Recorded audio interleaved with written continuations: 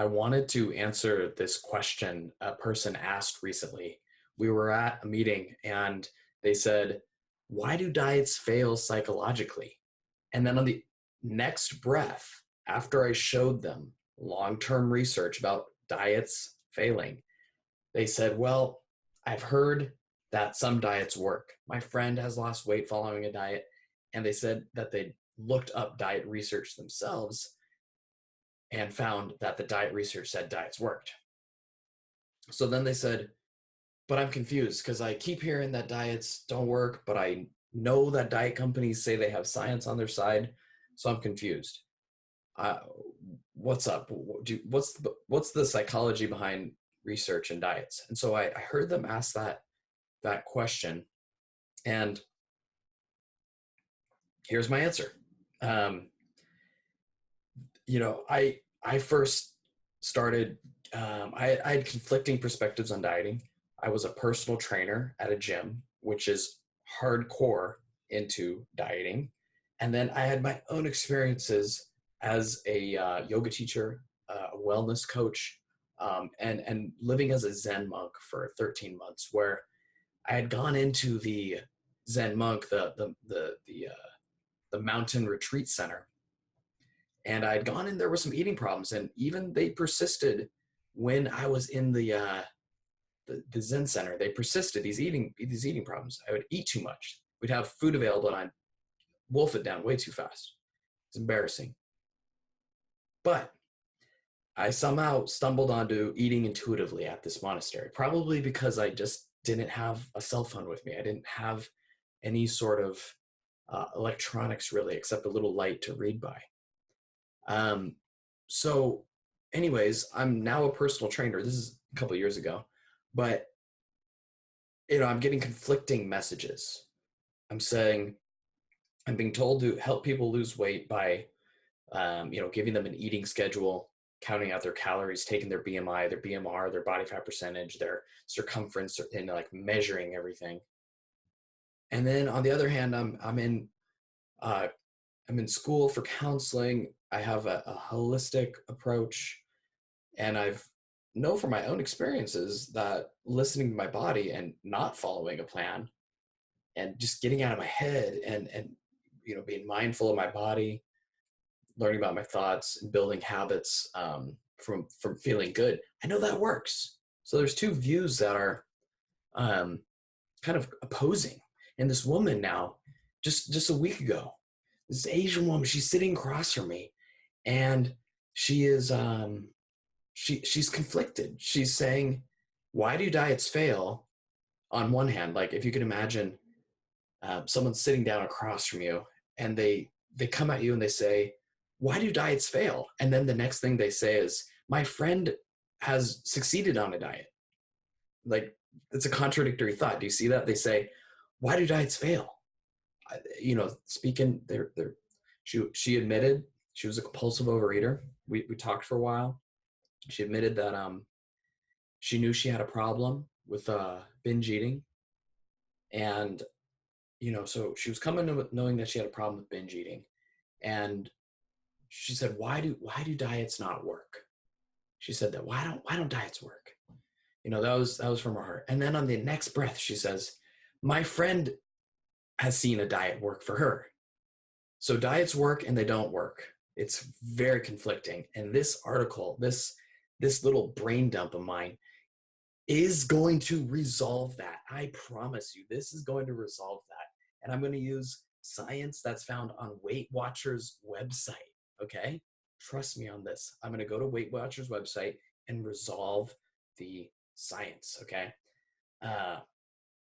So I'm excited. I love the science. I'm a nerd. I love this stuff. Even though this is, intuitive eating that I'm proposing ultimately, and you might think, oh, it's just intuitive. It's soft. It's new agey. It's, intuitive. Ooh. But I'm all about the meta-analysis, the long-term science. And so there's a link where in the article that basically says a team of UCLA researchers, this was by Dr. Tracy Mann in 2007, And I'm going to present the viewpoint that dieting is bad. And then I'm going to present the viewpoint that dieting is good. And I'm going to use science both times. And then later, and then right after I show how diets are bad and then how diets are good, I'm going to show you how we can understand that contradiction from a scientific point of view. So let's just go into why diets are good. Bad, I mean, bad, I mean, why diets are bad. Dr. Tracy Mann, 2007, she reviews 31 long-term studies, says that diets are a predictor of weight gain. All right, 31 long-term studies. That's between 2 and 5 years. Between 2 and 5 years. That's a long-term study. Between 2 and 5 years, 31 studies, really great studies. They show diets make you gain weight. Basically, I'm simplifying. The article has more information, but diets make you gain weight. Up to about 66% of people regain weight, about 90%. Basically, diets suck, okay? All right. And then on the other hand, okay, so I'm actually, then on the other hand, we have some other research, quote unquote, that's scientific by John Hopkins, okay? And John Hopkins, I'm going to provide a link in the article again. I'm going to show you these resources. John Hopkins runs a great study, great study. They analyze all the commercial weight loss programs in America, and they conclude the opposite of what Dr. Tracy Mann concluded. They say that commercial weight loss programs work. They say people who participate in commercial weight loss programs can expect an average of 3 to 5%, mass loss, like body weight loss, basically. And so basically we have some science over here, and there's links all in the article. I'm backtracking, I'm showing you my research.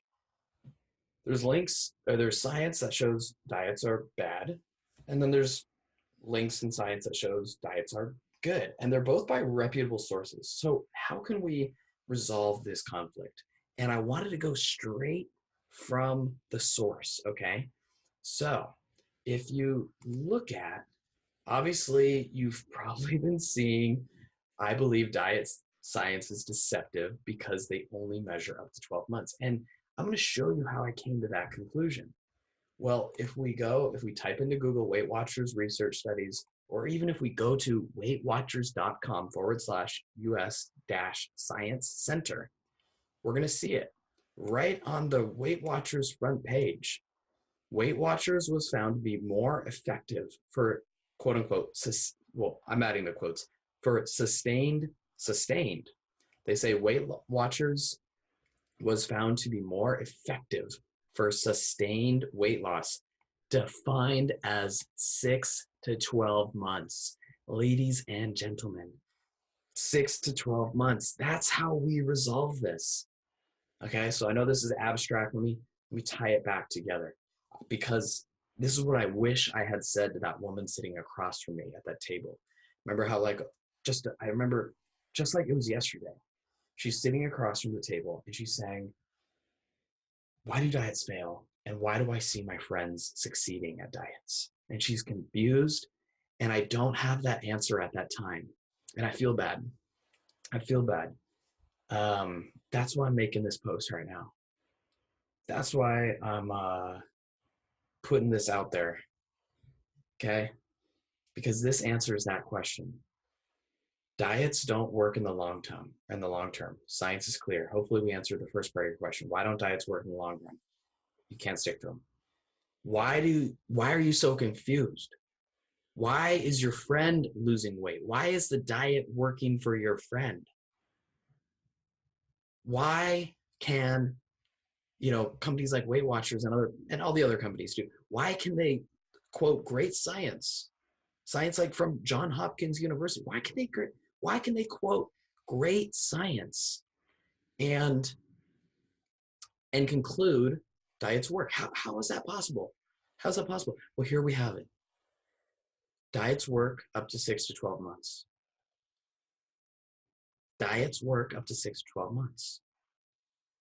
Or at least, basically, we're simplifying a little bit. But the scientists at universities, They measure the best weight loss studies. They measure the best weight loss. These scientists, right? These researchers. They measure the weight loss. They measure Weight Watchers, Atkins, Jane Craig, whatever, zone diets. They do the best measurements. And diets work. But these measurements only last 6 to 12 months. So you go on a diet program, you lose some weight, 6 months go by, the weight is off. Science study ends. No more measurement. Anything that happens after the study ends, it's not reported. Oh, interesting. It's not reported. Interesting. Very interesting. Very, very interesting. So Jared, you're telling me all these major weight loss companies, they cite science up to 1 year long. They cite scientific studies showing their program causes weight loss, but that science that they quote only lasts until 1 year. Basically, Jared, are you saying that weight loss companies are deceptive? Are you telling me that they're claiming success based on a 12-month time period when long-term studies show between years 2 and 5 show that weight loss programs actually backfire? Are you telling me that weight loss research is misleading and that it's actually harming people? Why, yes, I am telling you that. And that's how this discrepancy comes up. People are confused. Weight loss works in the short term. There's all these companies, they're worth billions of dollars. They all seize that evidence, that short-term proof. They promote the shit out of it. And then there's a cultural belief that weight loss or diets work. And now, and trust me, I know diets aren't popular nowadays, okay? So lifestyle programs, whatever. Okay, lifestyle. It's the same thing. It's the same thing. It really is. Where you try to eat less, okay? And that's my answer. That answers why people are confused. And this is the key to understanding, this is the key insight that I need, at least maybe analytical, skeptical thinkers need to give up dieting once and for all, especially if dieting is backfiring. Dieting is causing, or at least highly correlated to eating disorders, binge eating disorders, overeating disorders, chronic dieting. If dieting is backfiring for you, here's why. You've been kind of hoodwinked by the research that's short term, and kind of sucks. Yeah. When I was in wrestling, I didn't know that cutting weight for me was bad. I just did it. In hindsight, I wish that I hadn't kind of gotten onto freaking bad habits. I wish someone had told me. But that was the culture.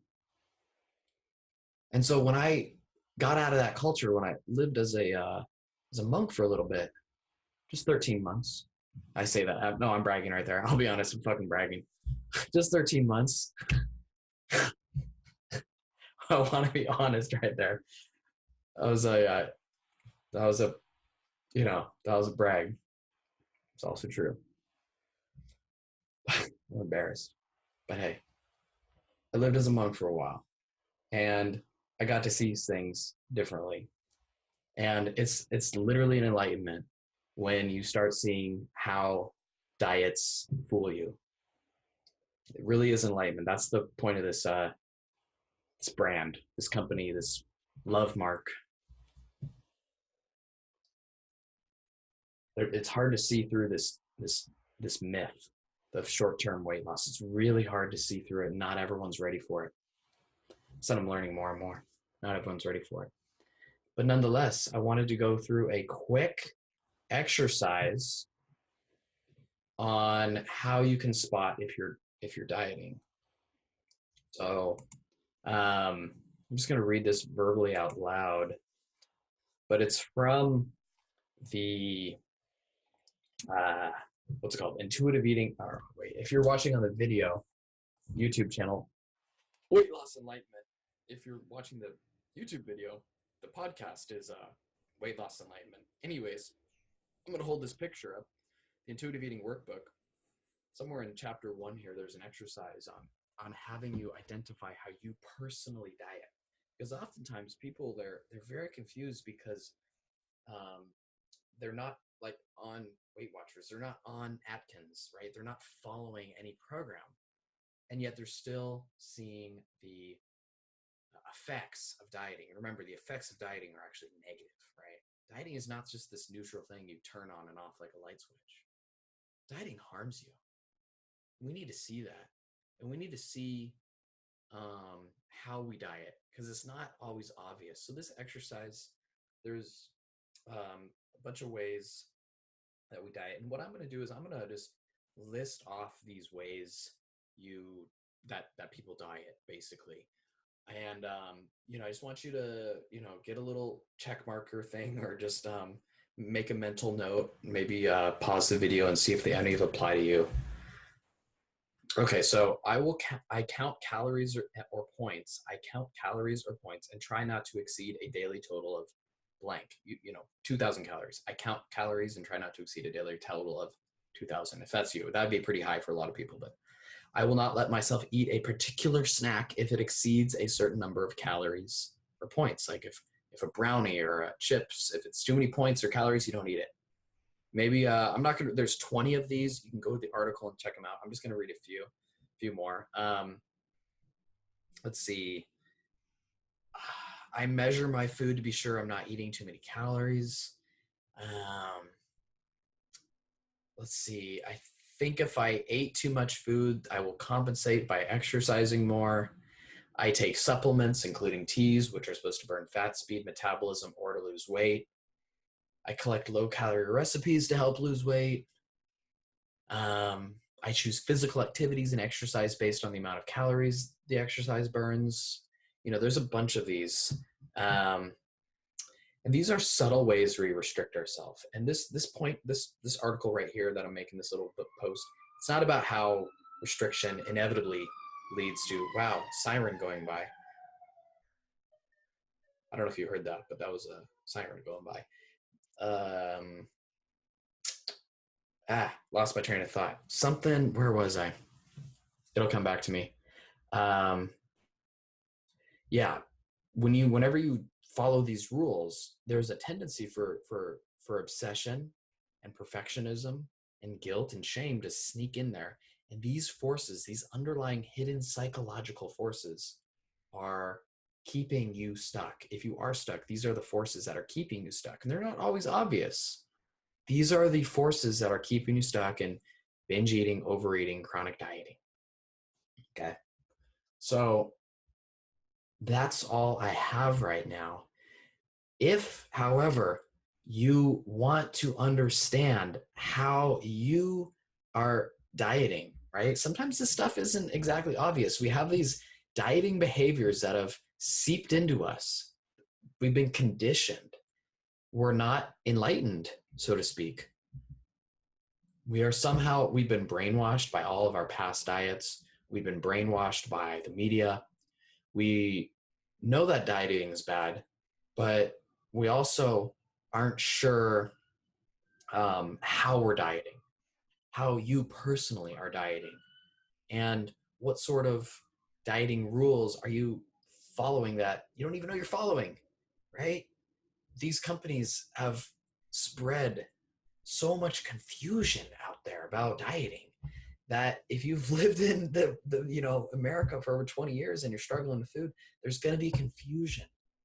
And so if you want to get over that confusion and see how you are actually dieting and what concrete steps you can take in an intuitive way, I'll tell you that much, to learn about intuitive eating, you take these steps where you start releasing. It's not doing, it's not controlling. Okay. It's a different mentality. But if you want to learn how you can start releasing those dieting rules and returning to your body and making peace with food, then I want you to go to the free training at weightlossenlightenment.com/free training, free strategy session, actually. Sorry, free strategy session, weightlossenlightenment.com/free strategy session. And, I also want to state too, very important, the biggest enlightenment is giving up weight loss. I know that might sound really weird, but that's what this whole thing is all about. When you focus on weight loss, you hop on the scale, you look down at the scale, and the scale goes up or down, your self-worth is dependent on a number, right? It's like